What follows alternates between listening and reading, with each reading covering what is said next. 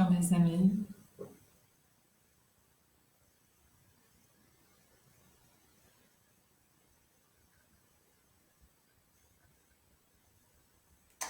bonjour à tous. Alors on continue notre aventure avec les couleurs, la lumière, la conscience. Alors j'espère que vous avez bien pu vous reposer, oser ne pas colorier, oser ne rien faire. C'est un défi, hein. Dans cette huitième expérience, vous allez voir le support que je vous ai présenté. Il comporte un élément qui a la forme d'un ballon. Alors après, vous pourrez le transformer en ce que vous le souhaitez. Mais j'ai pensé à l'air et à l'oxygène.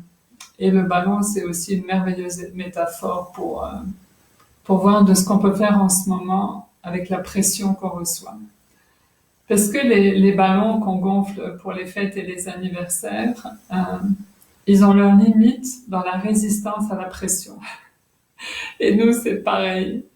Nous, c'est exactement pareil.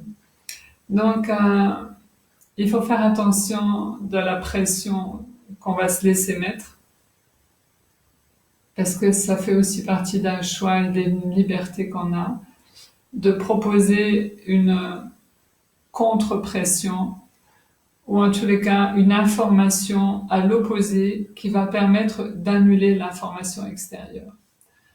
À l'extérieur, ça s'agite beaucoup, beaucoup, pour différentes raisons. Et, euh, et moi, personnellement, je sais que si je rentre là-dedans, je vais être pas bien, je vais être mal, parce qu'en même temps, j'ai pas de contrôle sur la situation. Donc autour de moi, il va y avoir de l'agitation, il peut y avoir de la colère, de la violence, des choses incroyables qui se passent. Et moi, qu'est-ce que je peux faire dans tout ça? Ben, j'ai mon cœur, j'ai mon corps, j'ai cet espace dans lequel je suis confinée pour un temps. Donc moi, je peux me déposer à l'intérieur de moi-même, vraiment me poser, me poser, me poser, et descendre les étages de la profondeur, pour sentir qu'à un endroit, je suis comme la montagne. Je suis vraiment incroyablement statique. Et autour, à un moment donné, je vois où j'entends ce vent hurler et je me dis, bon, s'ils ont besoin de ça, chacun son truc. Moi, pour l'instant, j'ai besoin de me poser. Et ce qui m'aide à me poser, bien sûr, c'est la respiration. Donc, quand je suis consciente de ce que j'inspire, je prends vraiment le temps d'inspirer et d'expirer. Inspirer par le nez, souffler par la bouche.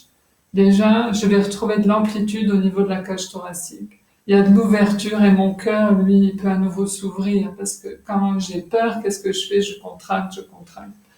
Et j'en peux plus. Donc là, à nouveau, on ouvre, on respire. C'est la huitième expérience, donc on peut respirer dans le 8 de l'infini. Faire même des 8 avec les bras, avec les mains, devant vous, au-dessus de vous. Vraiment, utilisez à bon escient ce corps pour qu'il vous aide à traverser ce que vous avez à traverser en ce moment. Pour que le corps et la tête soient bien en unité. Et parce que les personnes m'appellent et me disent mais j'ai peur, j'ai des angoisses. Et alors je les renvoie au corps en disant c'est quelle partie de ton corps qui réagit? Est-ce que tu peux identifier? Est-ce que c'est dans le ventre? Est-ce que c'est dans les jambes? Où sont les tensions?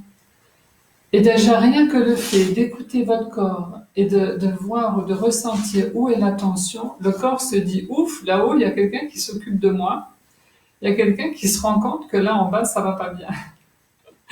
Donc, c'est déjà un acte de reconnaissance et d'amour pour vous-même en accueillant ce que vous vivez et en observant où ça se passe. Et du coup, ça crée déjà un premier lien entre la tête et le corps.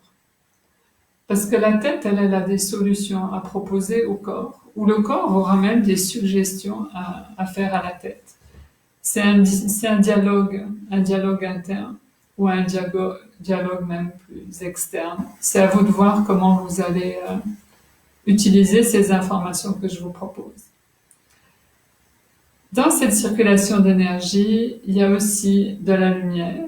Et la lumière, c'est les couleurs. On en revient à mes couleurs, les couleurs de l'arc-en-ciel. Donc, ces couleurs, elles ont toutes des longueurs d'onde différentes, donc elles ont toutes des propriétés différentes. Et suivant le jour, le moment, l'instant, vous allez sentir que l'une ou l'autre couleur sera mieux adaptée. En cas d'urgence, j'ai envie de dire, le blanc, c'est toujours le plus efficace. Donc, inspirez une lumière blanche, expirez par la bouche une lumière blanche, inspirez par le nez, expirez par la bouche. Faire quelques respirations comme ça va déjà vous faire du bien, c'est certain. Ensuite, on peut penser beaucoup dans la tête, on peut tourner dans sa tête, et le corps, lui, il va être impatient parce qu'il ne peut pas se déplacer, ou du moins il est limité dans l'espace, dans le confinement. Donc, j'ai les mains. Quand les pieds ne peuvent pas bouger, j'ai les mains qui peuvent bouger. Donc, ces mains, elles peuvent tenir des crayons, elles peuvent tenir des feutres, des pinceaux, des stylos. Et là, vous pouvez faire tout ce que vous le souhaitez. Vous avez une feuille de papier, osez les couleurs. Osez poser les 7 couleurs de l'arc-en-ciel et voir ce qui va se passer. Comment vous allez être plus en affinité avec l'une ou l'autre couleur et comment vous allez sentir que cette couleur ou l'ensemble de ces couleurs vont venir regonfler votre ballon, okay, qui va pouvoir être confortable malgré l'opposition extérieure. Okay, et de sentir que, ben oui, il y a une réalité à l'extérieur et il y a une réalité intérieure.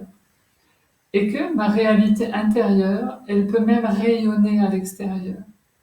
Rien qu'en penser, si j'ai des bonnes pensées pour des personnes que je sais qu'elles sont malades, que je sais qu'elles sont confrontées professionnellement, soit en étant sur le terrain pour aider d'autres personnes, soit parce qu'elles continuent leur job malgré tout ce qui se passe. Donc quand j'ai des bonnes pensées pour elles, je peux imaginer cette personne dans un halo de lumière.